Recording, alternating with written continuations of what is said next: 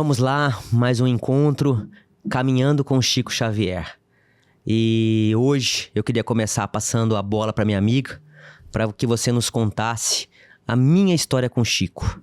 E aí, qual que é a história de hoje? Pois é, corrigindo meu amigo, não é a minha história. Lembra do nosso programa passado? É nossa história com Chico. Que não é nem minha, nem dele. Tá aqui nesse livro, Chico de Francisco, tá? De Adelino da Silveira, que é uma história muito interessante, que fala da importância do culto no Evangelho no Lar. Os amigos do Chico, do Adelino mais especificamente, era um casal amigo do Chico também. Eles iam começar a fazer culto, eles estavam começando a fazer culto no Evangelho no Lar. E quando começaram, foram informados pelos mentores deles, pela espiritualidade, que dali a 6 anos, prestem atenção, 6 anos eles receberiam um presente de Jesus. E aí, imagina a curiosidade, se alguém dissesse para mim, dali a 6 anos, Jesus ia me dar um presente, eu nem sei o que eu iria pensar. Será que eu vou desencarnar daqui a 6 anos?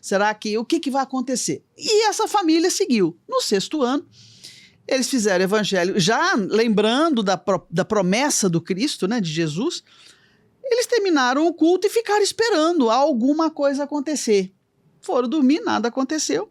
No dia seguinte, quando eles acordaram, tinha entrado ladrão na casa deles e tinha levado coisas valiosíssimas, inclusive um valiosíssimo e histórico diamante. Eles não entenderam nada. Como assim?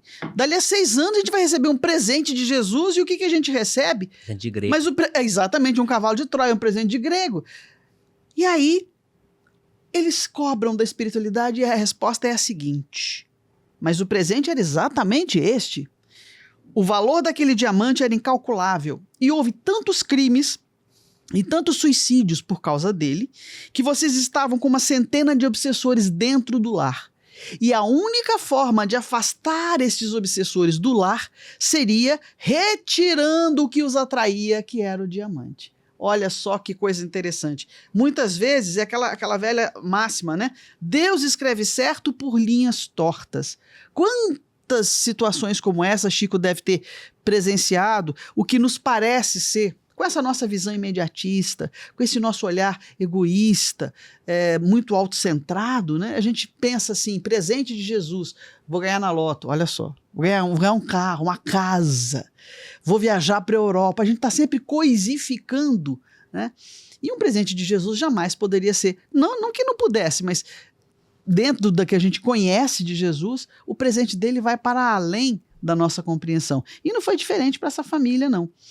E aí a importância do evangelho no lar. Gente, eles faziam o evangelho todos os dias, durante 6 anos. Somente depois de 6 anos é que a espiritualidade teve condições de organizar ou de auxiliá-los no livramento dessa peça. Até porque eles provavelmente deviam ter uma afetividade, uma ligação afetiva que eu digo econômica, apego mesmo material, a esse diamante. É muito interessante essa história. Demais, né? Demais. E nos fala da questão da importância da vibração, né? Do sentimento. Então, a psicometria é isso, né? Aquele médico que consegue sentir a energia e se ligar à energia daquele objeto. Então, por isso que a gente aprende que a gente tem que buscar o grande templo no nosso coração, meu amigo. E a gente energia. É só um parêntese, uma curiosidade acerca da minha vivência. Eu não sou médium, todos somos, né? Mas eu não sou uma médium dessas sensitivas ao extremo que chega em ambientes e consegue perceber. Há médiums que são assim, né? Eu não sou. Mas eu estive em Ouro Preto. Você já esteve em Ouro Preto? Não. Eu estive em Ouro Preto num museu. Você já esteve lá em Ouro Preto, Stephanie? Não. Eu estive num museu que era uma antiga cadeia. Até a metade fui linda. Chegou num pátio, eu não sei o que aconteceu, eu comecei a passar mal, eu ia desmaiar. Energeticamente, eu passo mal em lugares onde foram senzalas. Provavelmente eu devo ter judiado dos pobrezinhos, né? Ou fui judiada também, para passar mal, vai saber o que carrega das mazelas que meu espírito carrega. Então é sobre isso. A questão de energia é um negócio muito sério. A gente não pode desprezar de forma alguma os fatores energéticos. Por isso que às vezes é bom você saber onde você entra, para onde você vai, com quem você anda, por uma questão de energia. Você falando nisso, eu me lembro de uma história também fantástica que eu experienciei. Eu acho que você não conhece a história, vou te contar. Há muitos anos, eu e Camilinha fomos pra Europa, fomos pro... Peraí que deu branco aqui. Campo de concentração. Não. Tá. Vou te contar uma história que aconteceu há muitos anos e que foi fantástica, que aconteceu... Pô, não é pra contar essa história. Lembrei da história depois eu vou contar. Vamos pular essa parte. Bom, então, de qualquer modo, essa questão da energia é um negócio muito sério. Eu passo mal. Então, quando eu sei que ali foi, a primeira coisa eu vejo, tem característica de senzala, fazendas antigas, e falo, tem alguma senzala por aqui? Ah, ali foi. Eu não vou. E por que a gente, às vezes, vai em bares, ou se aproxima de pessoas, fala assim, eu adoro aquela pessoa, eu abraço. Nós tivemos uma experiência agora, recente, Sim. com a Mayra Rocha, aliás, o meu beijo para a Mayra, toda a equipe da Casa de Caridade Inácio Daniel, que está lá, grande parte da equipe está na África. Aliás, eu vou fazer até uma chamada aqui, um convite, né? Que vocês participem da página e que possam ser doadores. Eles estão auxiliando lá eu não sei em qual país da África eles estão, Malawi? Lá no Malawi, eu acho. E com um trabalho maravilhoso do Fraternidade Sem Fronteiras. Então, eles estão ajudando na casa de idosos, tanto homens quanto mulheres, crianças. São histórias assim, estão no Malawi. Então, entre lá no Instagram, Casa de Caridade Inácio Daniel Oficial. Você entrando lá, você pode... Pix, pouca coisa, você pode ajudar uma família, você pode ajudar uma criança, você pode salvar uma vida. Então, eles estão lá e nós tivemos essa experiência do abraço, porque nós estávamos falando de energia. E quando nós fomos, eu e Filipinho, tivemos lá como palestrantes no Dia da Saudade. E quando a Mayra abraça a gente, realmente a gente sente energia. E há outras pessoas que a gente abraça também, que você sente. Tanto positivamente, quanto você sente sugando, como se estivesse de canudinho, levando a sua energia anímica que você armazenou ao longo do dia, levando embora. Então, vamos cuidar mais daquilo que a gente pensa, daquilo que a gente fala e com quem a gente anda. Aliás, uma frase bem interessante da doutrina espírita é: diga-me quem és, que eu te direi com quem andas. Mais alguma coisa, Felipe? Não, vamos para o próximo quadro então, agora. Assim Falava Chico. Daqui a pouco, Assim Falava Chico.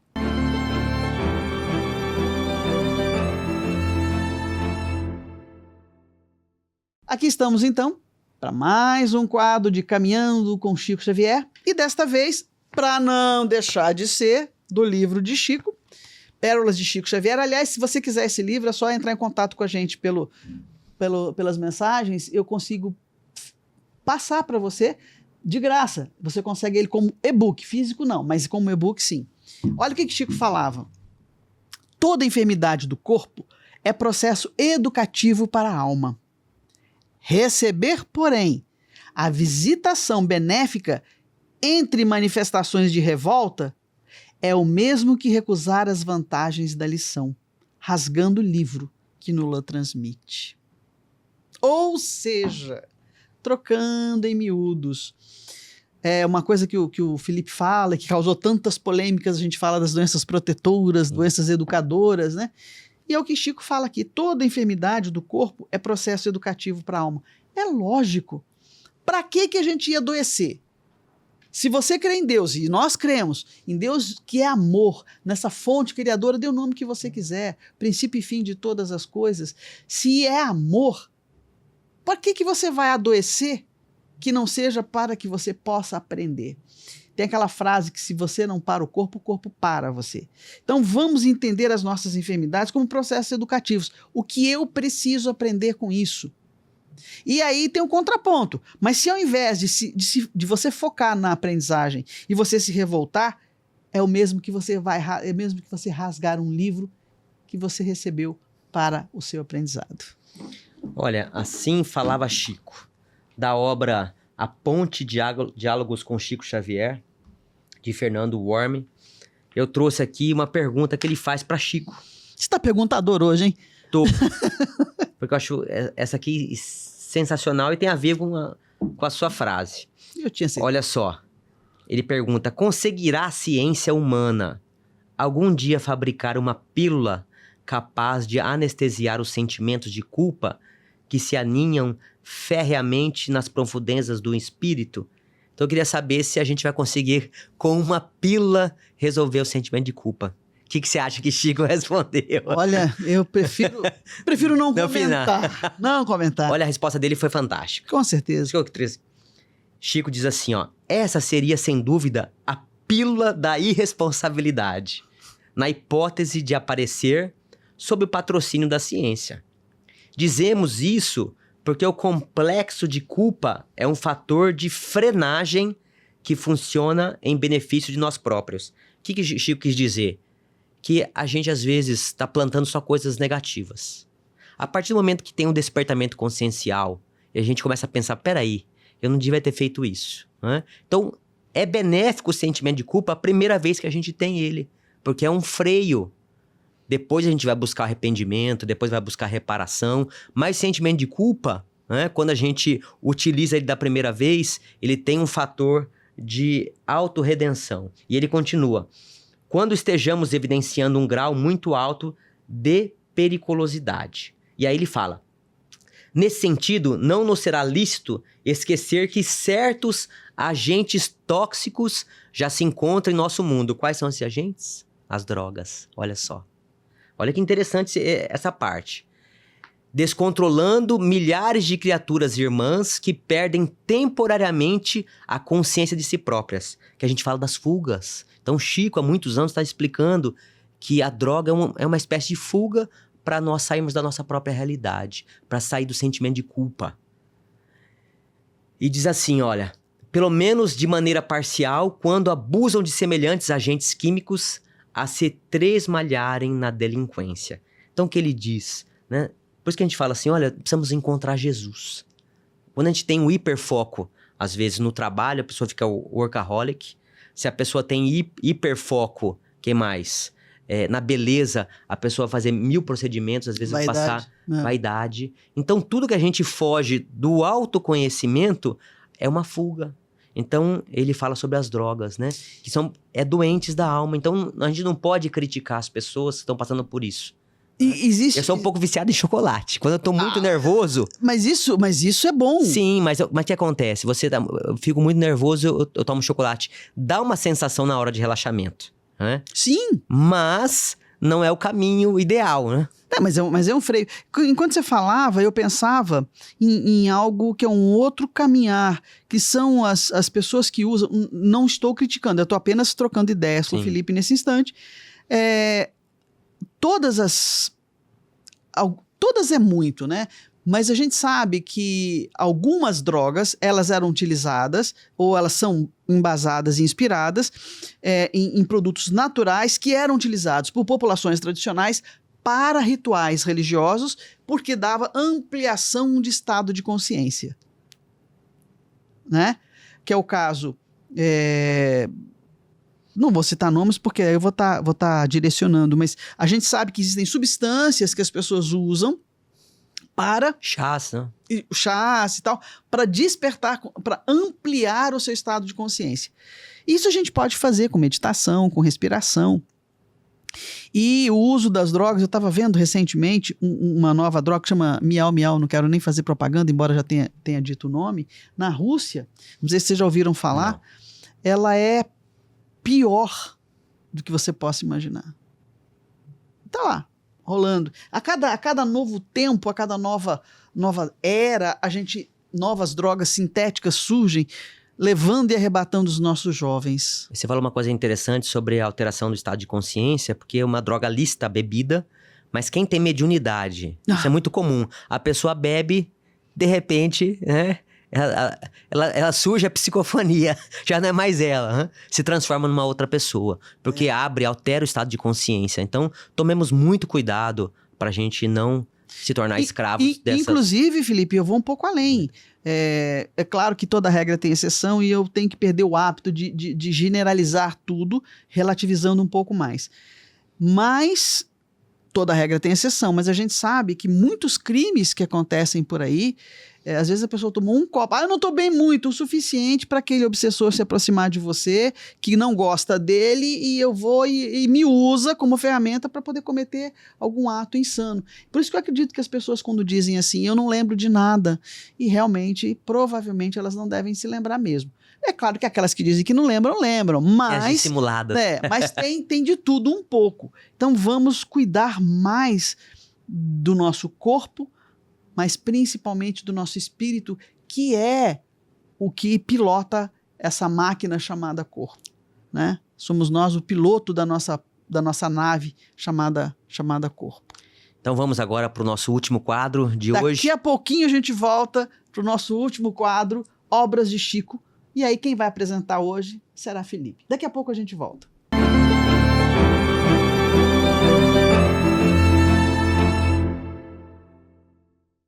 Então vamos, Obras de Chico. Minha amiga, eu li há poucos dias essa obra, achei fantástica. Se chama Luz no Lar. Uma obra de espíritos diversos, são mensagens. Eu gosto muito de Humberto de Campos, né? Irmão X, que traz muitas mensagens. Mas qual que é a conotação principal dessa obra? Os espíritos nos chamam à responsabilidade do instituto mais importante que nós temos na Terra, que é a família. Então, família, né, é a junção de seres, né, que resolvem, né, no mesmo núcleo familiar, desenvolver o amor. Para mim, essa é uma das definições, né? Não importa a forma, a convenção social, a raça, nacionalidade, são pessoas que se unem com o mesmo objetivo no núcleo familiar. E aí fala da responsabilidade, minha amiga. São muitas mensagens que me levaram, né, a refletir, a ter mais calma, mais paciência, porque eu tenho uma família. A gente às vezes fala assim, mas Chico Xavier, a família dele realmente era a humanidade, né? Tem alguns Madres de Calcutá. Mas a família sanguínea dele também não foi fácil. Não foi fácil. Mas o principal é a gente refletir que antes da gente fazer caridade na rua, a caridade tem que começar em casa. Então, independentemente da nossa religião, se nós somos servidores de Deus, o grande serviço começa no nosso lar. E o livro fala sobre isso, né?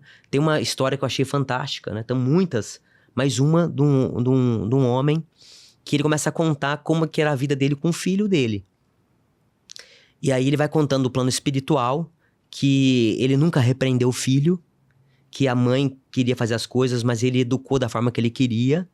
E no final da vida, ele acamado, ele sorve um veneno que o próprio filho lhe dá. E depois fala, morra velho. Né? Então, e aí, só que ele não fala revoltado. Olha que lição, né? Se eu não me engano, é de Humberto de Campos. Ele diz assim, olha, eu estou colhendo tudo que eu plantei. Né? Meu filho, né, infelizmente, estava fazendo isso comigo, mas eu tive a grande culpa, né? Eu tive a corresponsabilidade.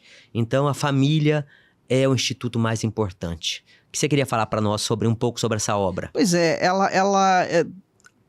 mais do que sobre a obra, eu vou me ater à utilização dela. São mensagens, são histórias curtas, de 1 página, 2, 3 no máximo, porque eu acho que a maior, se não me engano, são 3 páginas, coisa rápida.